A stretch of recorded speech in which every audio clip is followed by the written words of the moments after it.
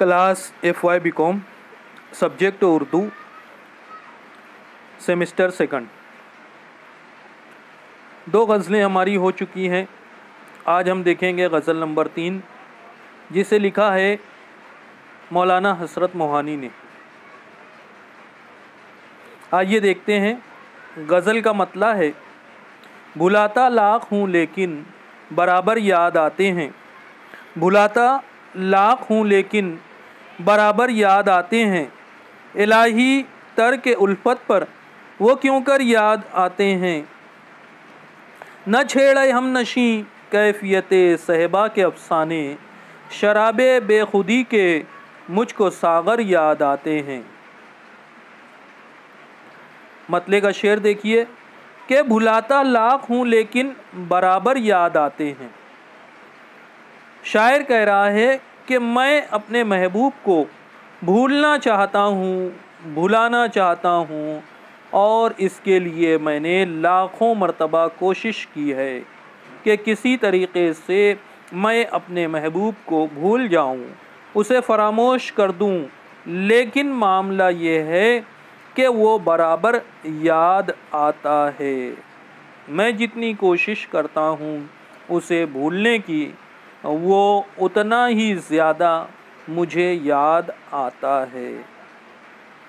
क्यों शायर अपने महबूब को भूलना चाहता है, उससे वाबस्ता यादों को अपने ज़हन व दिल से खुरच देना चाहता है।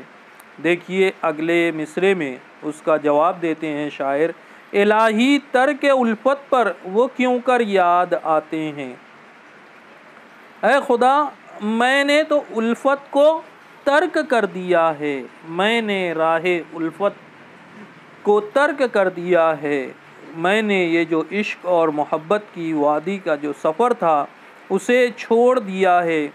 इसीलिए मैं चाहता हूँ कि अपने महबूब को भूल जाऊँ, उसकी ज़ात को, उसकी शख्सियत को, उसके औसाफ को, उसके आरिज़ व गेसू को, उसके लब व रुखसार को, उसकी अदाओं को, उसकी जफ़ाओं को, उसकी नाज व अदा को, हर एक चीज़ जो उससे वाबस्ता है मैं उसे भूल जाऊं।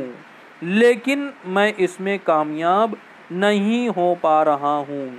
मैं जिस कद्र उसे भूलना चाहता हूँ उसी कद्र उसकी यादें मेरे ज़हन व दिल पर दस्तक देती हैं। इलाही ये क्या माजरा है, मैं समझ नहीं पा रहा हूँ।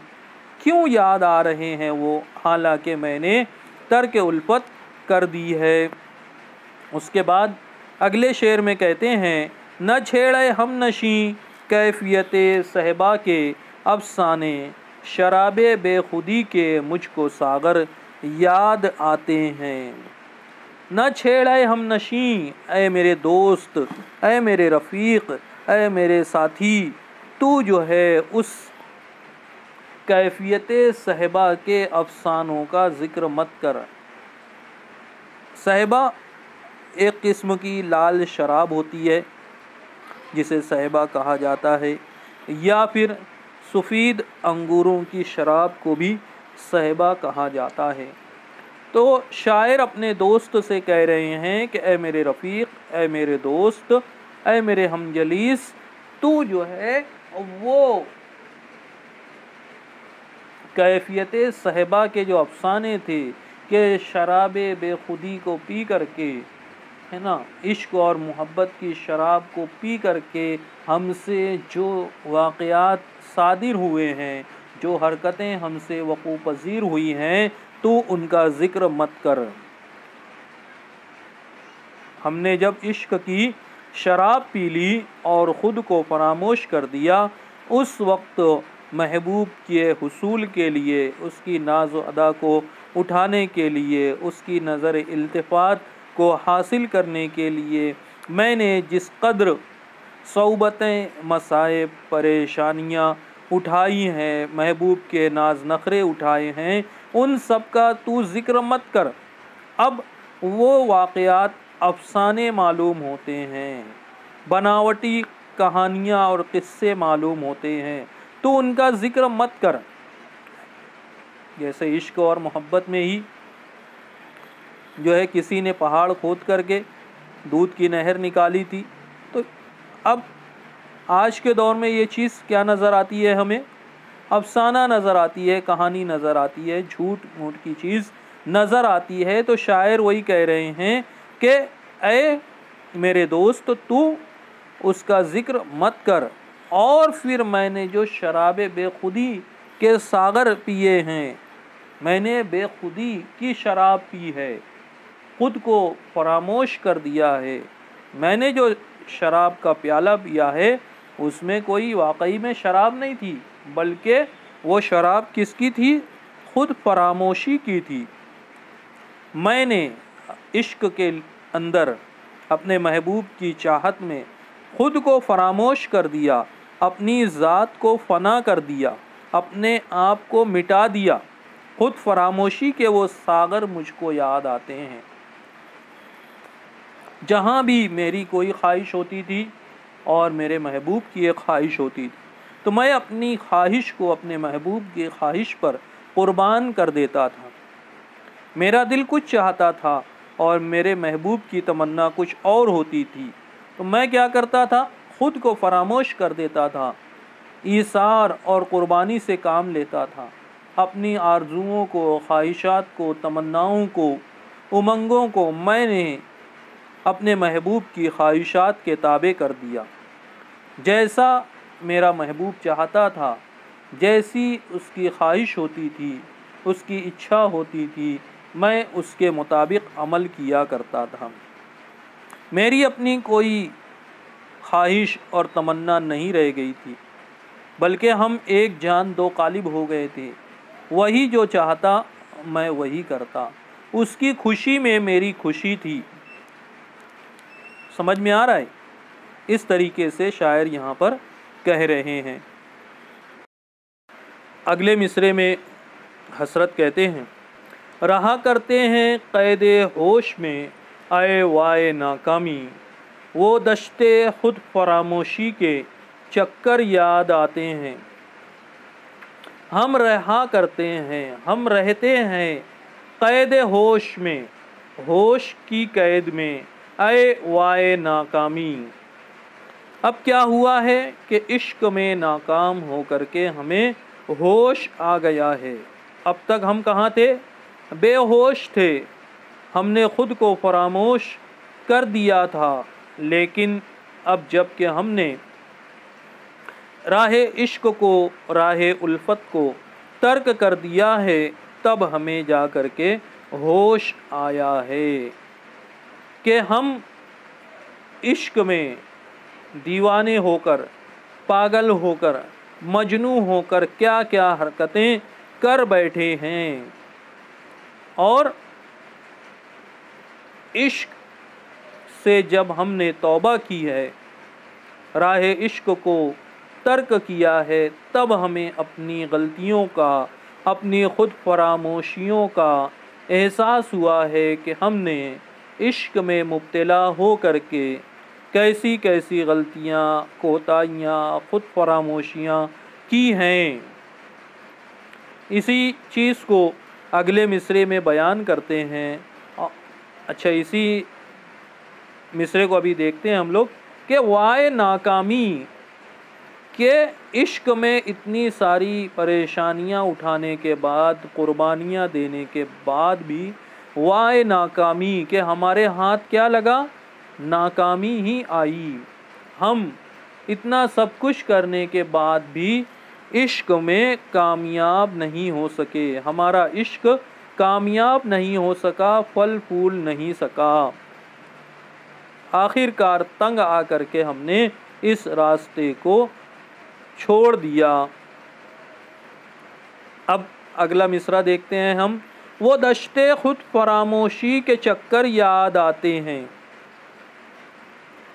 ہم جب عشق میں مبتلا تھے، تب ہم نے کیا کیا تھا؟ صحرا کی خاک چھانی تھی، بیاباں بیاباں پھرے تھے، اپنے محبوب کی خوشنودی کے لیے، اپنے محبوب کی تلاش کے لیے، اس کی خواہشوں کو پورا کرنے کے لیے ہم نے در در کی خاک چھانی تھی۔ شہر دیہات قصبے تو جانے دو، صحراؤں میں جو ہے وہ صحرا نوردی ہم نے کی ہے، صحراؤں کی خاک چھانی ہے ہم نے، اور کئی چکر لگائے ہیں، ایک دو مرتبہ کی بات نہیں ہے۔ وہ دشتے خود فراموشی کے چکر یاد آتے ہیں، ہم نے خود کو فراموش کر دیا تھا، وہ چکر ہمیں یاد آ رہے ہیں۔ دشتے خود فراموشی ایک ایسا صحرا تھا جس میں ہم نے خود کو فراموش کر دیا تھا۔ شاعر کہہ رہے ہیں کہ ہم نے خود کو فراموش کر دیا تھا اور پھر بہت چکر لگائے تھے اس عشق میں۔ دشت کے چکر کہہ لو یا خود فراموشی کے چکر کہہ لو، دونوں چیزیں ہم کہہ سکتے ہیں یہاں پر۔ اس کے بعد دیکھیے ایک بڑا مشہور مصرع جو ہے، بڑا مشہور شعر جو ہے وہ حسرت موہانی یہاں پر کہہ رہے ہیں، یہ برمحل اشعار میں اس کا شمار ہوتا ہے۔ بہت ساری جگہوں پر تحریر میں، تقریر میں، گفتگو وغیرہ کے موقع پر اس کا استعمال ہوتا ہے، اور خاص طور سے کسی مجلس وغیرہ میں جب کسی کا ذکر ہو اس وقت نہیں آتی تو یاد ان کی مہینوں تک نہیں آتی، مگر جب یاد آتے ہیں تو اکثر یاد آتے ہیں۔ اب پھر اپنے محبوب کا ہی ذکر کر رہے ہیں کہ اگر ان کی یاد نہیں آتی ہے تو مہینوں ہو جاتے ہیں وہ ہمیں یاد نہیں آتے ہیں، ہم انہیں بھولے رہتے ہیں۔ لیکن جب ان کی یاد آنا شروع ہو جاتی ہے تو پھر اکثر یاد آتے ہیں۔ یہ عشق کا معاملہ بھی بڑا عجیب ہے، اگر بھول جاتا ہوں تو مہینوں جو ہے ان کی یاد نہیں آتی ہے، لیکن اگر کسی واقعے پر، کسی بات پر ان کی یاد تازہ ہو جائے تو پھر اکثر ان کی یاد آنے لگتی ہے، ان کی یاد ستانے لگتی ہے، اور میری بے چینی میں، میری بے قراری میں اضافہ ہو جاتا ہے۔ یہ بڑا مشہور شعر ہے، نہیں آتی تو یاد ان کی مہینوں تک نہیں آتی، مگر جب یاد آتے ہیں تو اکثر یاد آتے ہیں۔ یہ بڑا مشہور شعر ہے اس غزل کا، اور خود حسرت موہانی کا، جیسا کہ میں نے ابتدا میں بتایا کہ اکثر جگہوں پر اس کا استعمال ہوتا ہے، اور اسی شعر نے اور اس جیسے دیگر اشعار نے حسرت کو زندہ رکھا ہوا ہے۔ اور بھی بہت سارے مشہور اشعار ہیں معاملات حسن و عشق کے، حسرت موہانی کے، جو غزل میں یا اردو شاعری میں ان کو زندہ رکھے ہوئے ہیں۔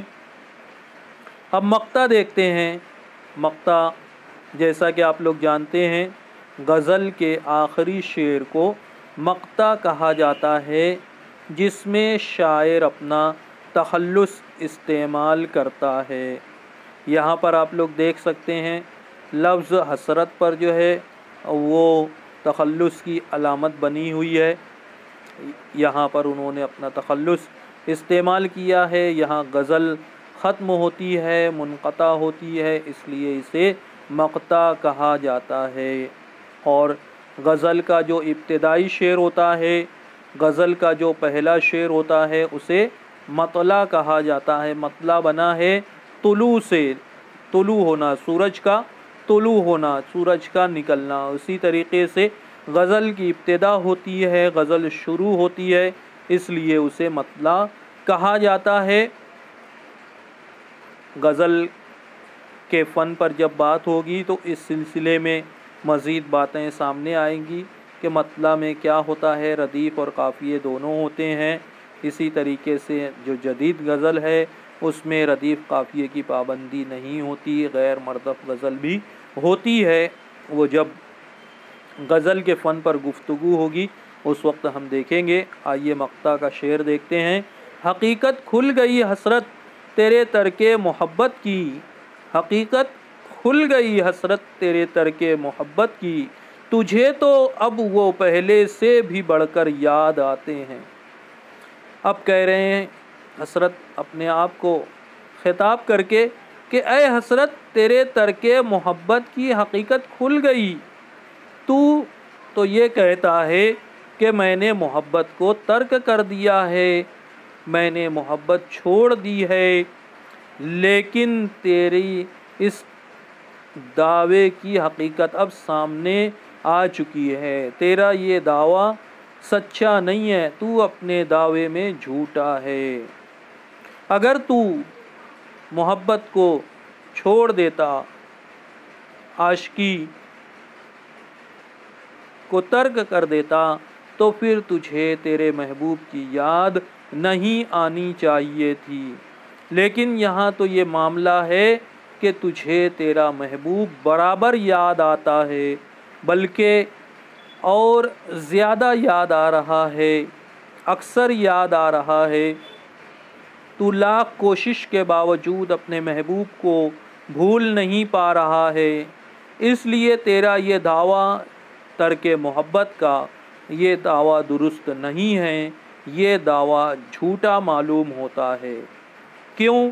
اس کی وجہ بھی اگلے مصرعے میں بیان کر رہے ہیں۔ تجھے تو اب وہ پہلے سے بھی بڑھ کر یاد آتے ہیں، تجھے تیرا محبوب پہلے سے سوا یاد آتا ہے، پہلے سے زیادہ یاد آ رہا ہے، تو پھر یہ ترک محبت تھوڑی ہوئی، تیرا ترک محبت کا دعویٰ سچا نہیں ہے، بلکہ تو اب بھی گرفتار محبت ہے، تو اب بھی گرفتار عشق ہے، مبتلا عشق ہے۔ یہ تیری غلط فہمی ہے کہ تو جو یہ کہتا ہے کہ میں نے الفت کو، میں نے محبت کو، میں نے عاشقی کو ترک کر دیا ہے، یہ تیرے ذہن کا فطور ہے، یہ تیرا وہم ہے، یہ تیرا شک و شبہ ہے، اسے رفع کرنے کی ضرورت ہے، کیونکہ تو خود کہہ رہا ہے کہ مجھے میرے محبوب کی یاد برابر آتی ہے، میں بھلانے کی لاکھ کوشش کرتا ہوں لیکن اسے بھلا نہیں پاتا ہوں، میں جس قدر اسے بھلانا چاہتا ہوں اسی کے بقدر وہ مجھے یاد آتا ہے، اور کبھی کبھی ایسا ہوتا ہے کہ مجھے اپنے محبوب کی یاد برسوں تک نہیں آتی، لیکن جب اس کی یاد ذہن و دل پر دستک دیتی ہے تو پھر اکثر اس کی یاد آتی ہے اور مجھے ستاتی ہے۔ اس لیے اے حسرت تیری ترک محبت کی، تیری ترک الفت کی حقیقت کھل چکی ہے، یہ تیرا دعویٰ کھوکھلا اور بے بنیاد ہے، جبکہ دلائل یہ کہتے ہیں کہ تو اب بھی گرفتار محبت ہے، مبتلا عشق ہے۔ اس طریقے سے یہاں پر یہ غزل اپنے اختتام کو پہنچتی ہے۔ اگلے لیکچر میں انشاءاللہ ہم لوگ جو دوسری غزل ہے حسرت موہانی کی اس کا مطالعہ کریں گے۔ بہت شکریہ۔